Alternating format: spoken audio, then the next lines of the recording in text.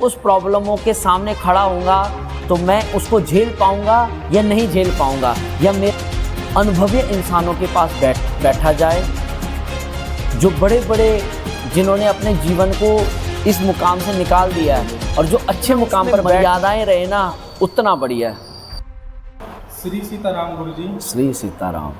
एक कमेंट के माध्यम से प्रश्न आया था व्यक्ति का, वो जानना चाहते हैं कि हम 16 से 30 की आयु के बीच में क्या ऐसे स्टेप उठाएं जिससे हम जब 30 की उम्र के हों या 30 प्लस हों तो हम अपने पैरों पर स्टैंड हो जाएं और अपने परिवार का अच्छे से पोषण कर सकें। बहुत अच्छा प्रश्न है, बहुत बढ़िया। और ये जो आयु है, जो 16 से लेकर के 30 वर्ष की आयु है, इसमें कोई भी व्यक्ति, चाहे वो स्त्री हो चाहे वो पुरुष हो, सामान्यता से सामान्य व्यक्ति और बड़े से बड़ा व्यक्ति, इस आयु के बीच में बहुत कुछ देख लेता है। यहाँ तक कि जीवन में ऐसे ऐसे पल भी देख लेता है जो उसकी जीवन को एक झटके में बदल सकता है। अब बात थी कि भाई इसमें क्या क्या स्टेप होने चाहिए, तो मुख्य मेरे को लगता है कि जो ये 16 से लेकर के 16 स्टार्टिंग पॉइंट होता है, ये विद्यार्थी जीवन ही रहता है। उस समय विद्यार्थी जीवन स्ट्रांग होकर के निकल जाए ना, उतना बढ़िया। जितना उसमें मर्यादाएं रहे ना, उतना बढ़िया। ब्रह्मचर्य की, विद्या की, और सबसे इम्पॉर्टेंट है, यदि जिस विद्यार्थी का टारगेट फिक्स है, मुझे कहाँ पहुँचना है, किस स्थान पर पहुँचना है, किस तरीके से पहुँचना है, तो उसकी लाइफ सही में सक्सेसफुल हो जाती है। जिसको 16 में नहीं पता कि मुझे कहाँ पहुँचना है, जिसको नहीं पता कि मुझे कहाँ पहुँचना है, तो वो नहीं हो सकता काम, या वो 30 तक भी ऐसे ही रहेगा। ऐसे ही सबसे पहले इस 16 वर्ष की उम्र में एक टारगेट फिक्स हो जाए कि मुझे पहुँचना कहाँ है, तो बंदा उसके लिए एफर्ट अप करेगा।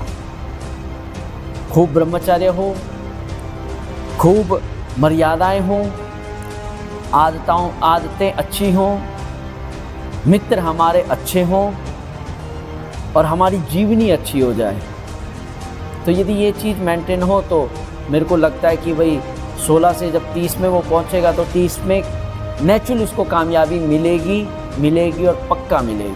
बहुत बार क्या होता है कि बच्चे कहते हैं कि भाई हमको पता ही नहीं कि हमारा टारगेट क्या है, कि भाई हमको पहुंचना कहाँ है, किस स्थान पर पहुंचना है, किस जगह पर पहुंचना है। तो इसके लिए मेरी समझ के हिसाब से अनुभवी इंसानों के पास बैठा जाए, जो बड़े बड़े जिन्होंने अपने जीवन को इस मुकाम से निकाल दिया है और जो अच्छे मुकाम पर बैठ चुके हैं, उनके पास बैठा जाए और उनसे अनुभव लिया जाए कि हमको वहाँ पहुँचने के लिए क्या क्या करना चाहिए, क्या क्या हमारे जीवन में बाधाएं आएंगी, क्या क्या प्रॉब्लमें आएंगी। और तब अपने हृदय से पूछना चाहिए कि क्या मेरा मन और मेरी बुद्धि और मेरा शरीर और मेरे पास जो टैलेंट है, क्या उस रास्ते पर चलने योग्य है। उदाहरणतः कोई इंजीनियर बनता है, अब उसको पता नहीं है कि भाई मुझे बनना क्या है, और उसके दिमाग में है कि मुझे इंजीनियर बनना है। तो इंजीनियर बनने के लिए पहले वो जो इंजीनियर बन चुका है उसके पास बैठे, उस इंजीनियर से पूछे कि भैया आप इंजीनियर बने हो तो आपने क्या क्या स्टेप उठाए, आपके जीवन में क्या क्या दिक्कतें आई, क्या क्या परेशानियाँ आई।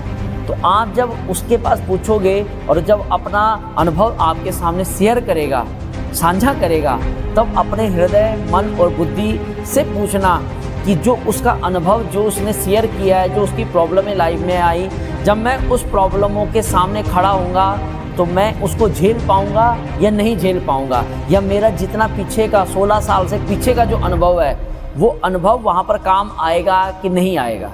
तो आप समझो, यदि आपके मन ने कुछ गवाही दे दी तो फिर बात करो, फिर उसी इंजीनियर से बात करो कि भैया मैंने इस प्रकार का अध्ययन किया है, मैंने ऐसे ऐसे किया, ऐसे। वो अपने आप ही बता देगा आप उस लायक हो कि नहीं हो।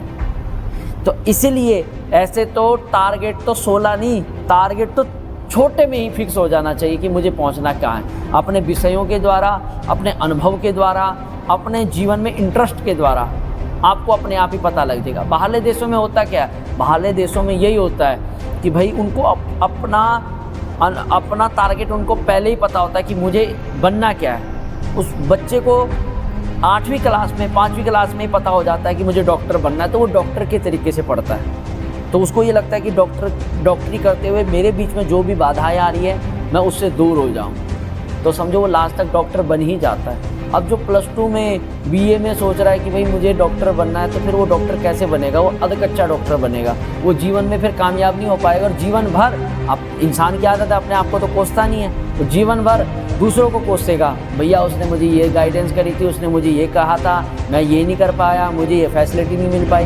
भैया जो अधकच्चे होंगे ना, अधूरा ज्ञान वो हमेशा नुकसान देगा। तो टारगेट फिक्स करने के लिए छोटे से पहले टारगेट हो। यदि आपकी उम्र बड़ी है तो पहले अनुभवियों के पास बैठो, अनुभव उनके साथ, वो अपना अनुभव साझा करेंगे और उनके अनुभव को अपने जीवन में अप्लाई करके देखो कि शायद मैं उसके लायक हूँ कि नहीं हूँ।